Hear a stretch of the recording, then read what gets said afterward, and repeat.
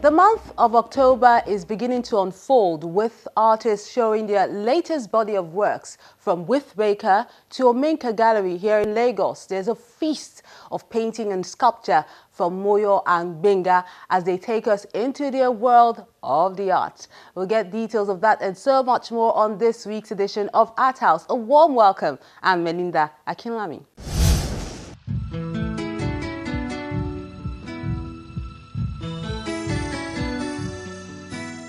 We do not just sit and hope that things will work out. We have a role to play to make that come about. That seems to me the reason for the existence of the writer.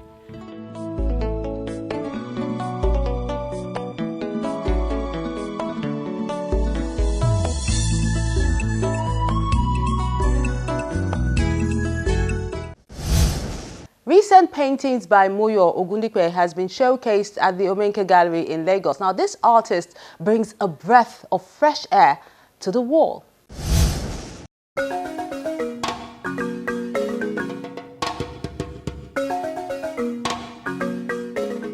An unending search for the meaning, reason and rhythm of life birth. Mytopia, from the studio of a man always buried in books. My theme is about poetry and mythology. Mythology in the sense that we human beings find ourselves on this planet, which can be magical, can be strange, can be turbulent. We don't know where we came from, we don't know where we are going.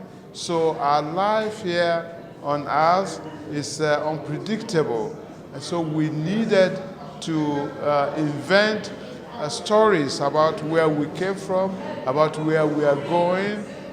We have a life that is regulated by rituals, by rites. We have the rites of birth, we have the rites of death, we have different rites of passages in our life in an attempt to understand why we are here, understand the reason for our being here and where we are going.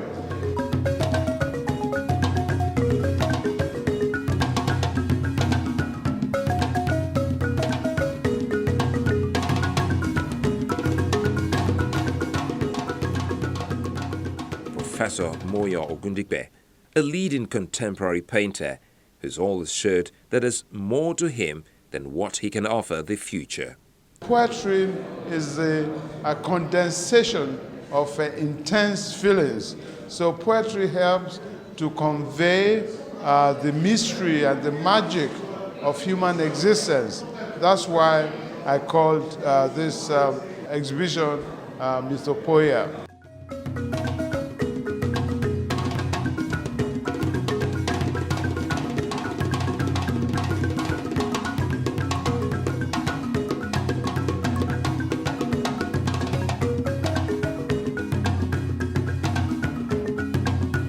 He still takes his time to experiment on new techniques and ideas.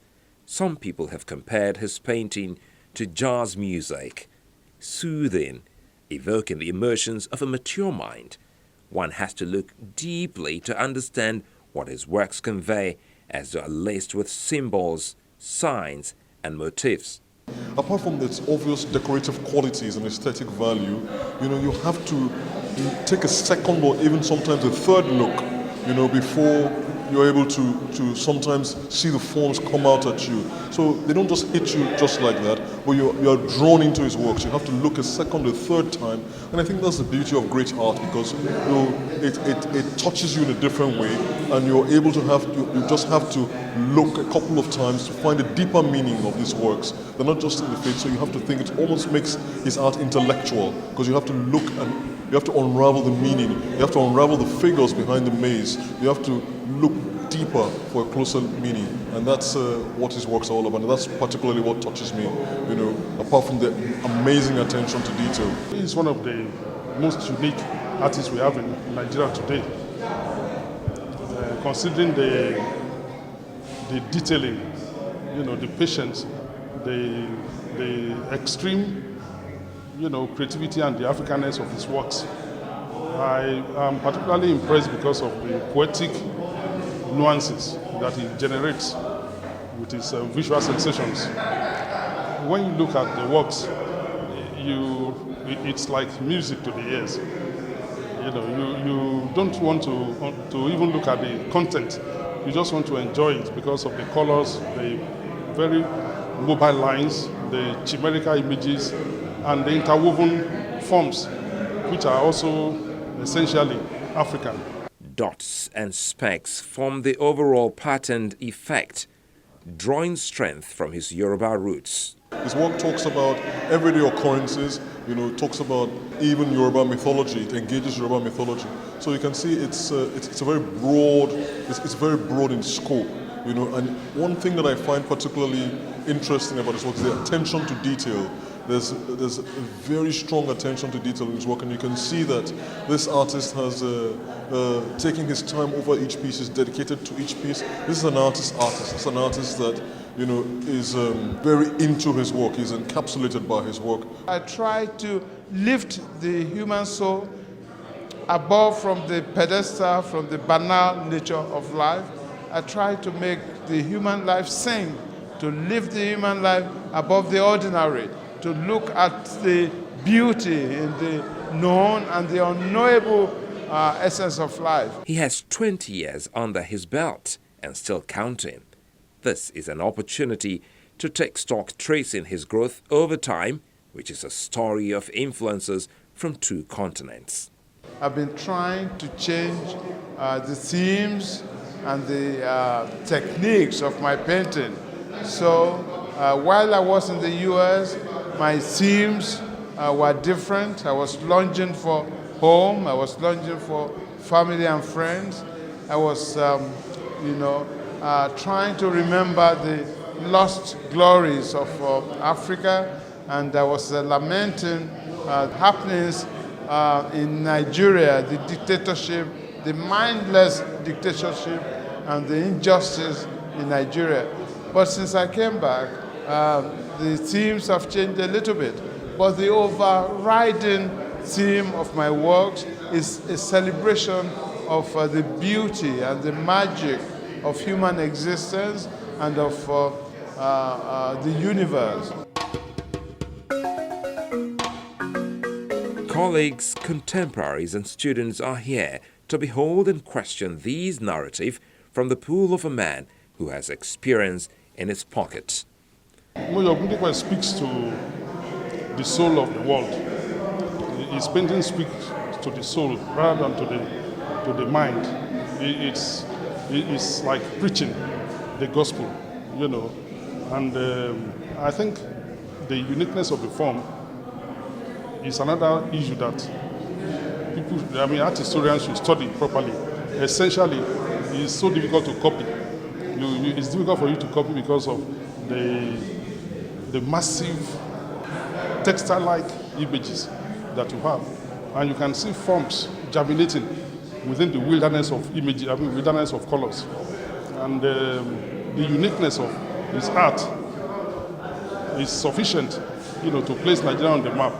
My paintings reflect the beauty and the joy of life, and I think people associate this well-being, this feel-good attitude with my paintings.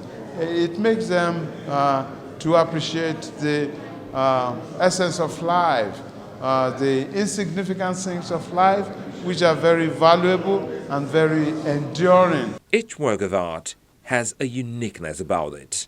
The titles are not for the faint-hearted.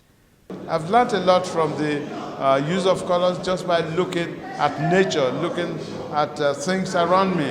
Nature is full of colors and textures and forms, and I've imbibed a lot of knowledge and understanding from just looking at nature. I've seen that, in nature, colors are spontaneous.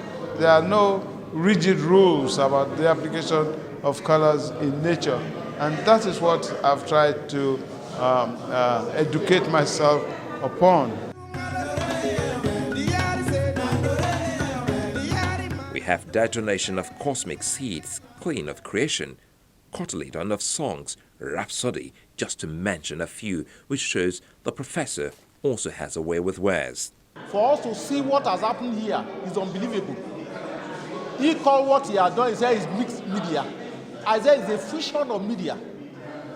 Because you can't differentiate where one media finishes and the other one starts. It's a blend of color, it's a symphony of color. It's a philharmonic of colors. He's so talented, he's so resourceful, he's so penitent in the work that he does. African motifs come alive in these visual images that take the viewer on a journey of culture that seems evergreen. Two things that I have seen: the use of colors, the blend of color, the vibrancy of the colors is one that runs through the whole of the work. But I'm particularly impressed by the one which he called female portrait, in which is doing a kind of Mona Lisa of an African and a black woman. And the black woman is situated within a canopy of colors. It's unbelievable. It's an artist's dream. It's the dream of also of somebody like me who appreciates arts. People who see my paintings always tell me that they see positive influences, positive vibes in my paintings. And that's the way I want my paintings to be. I'm aware of diseases, of injustice, of poverty in the world, but I'm aware of the beauty too, the majesty, the greatness of human lives. And that is what I like to celebrate. Professor Moyo Ogundipe, a prominent Denver painter, was born in Nigeria and fled its military dictatorship in the 80s. Before leaving Nigeria, he was an art teacher, a graphic illustrator, an award-winning television producer-director, and an independent filmmaker. In spite of all his creative pursuits, he's always considered himself, first and foremost, a visual artist.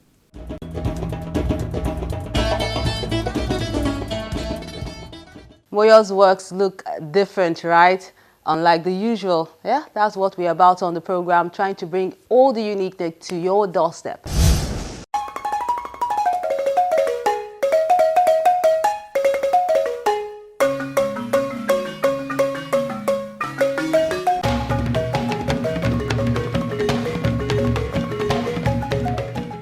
A veteran filmmaker with a Pan-African vision, he introduced several innovations into African film industry by bringing notable practitioners of African descent into his crew.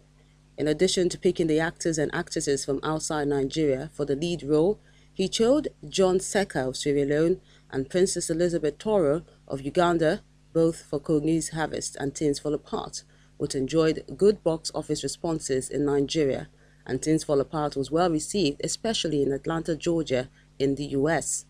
He equally produced documentaries for the United Nations as well as the war in Congo. His last feature film was the production of Eye of Life in 1988.